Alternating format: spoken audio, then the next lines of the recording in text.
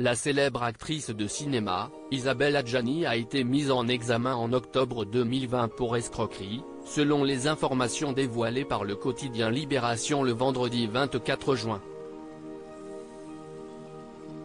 Une source judiciaire a ensuite confirmé cette information. Selon le quotidien, un ancien consultant aurait accusé la diva du cinéma français d'avoir falsifié le remboursement de ses dettes à son égard. L'affaire remonte à 2011. À cette époque, un consultant en stratégie, Sébastien G.,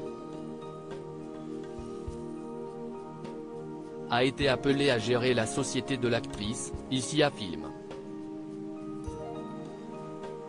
Selon Libération, il lui ouvre une ligne de crédit sur son compte bancaire personnel, pèse certains de ses impôts, lui fait attribuer une carte American Express. Un an plus tard, l'homme lui aurait finalement retiré sa carte bancaire, après qu'elle a dépensé l'argent sans compter. Suite à cette décision, il est démis de son rôle de gérant d'ICIA Film.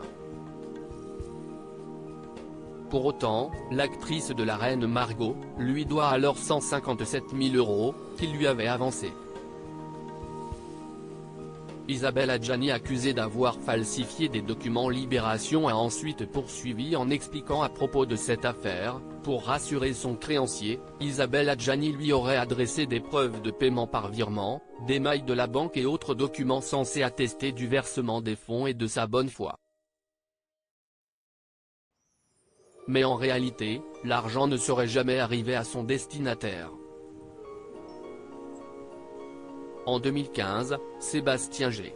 aurait finalement porté plainte contre l'actrice de 66 ans.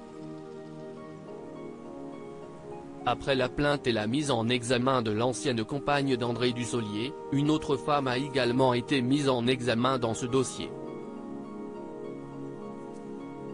En effet, il s'agit de Mimi Marchand, la patronne de l'agence de paparazzi Best Image. Cette dernière aurait remis des fausses preuves de paiement. Les deux femmes se seraient ensuite rejetées mutuellement les responsabilités. Contacté, mais Olivier Pardo, l'avocat de l'actrice, a déclaré « Je ne fais aucun commentaire sur cette affaire ancienne qui se dirige vers un non-lieu car il n'y a pas de charge. » Affaire à suivre.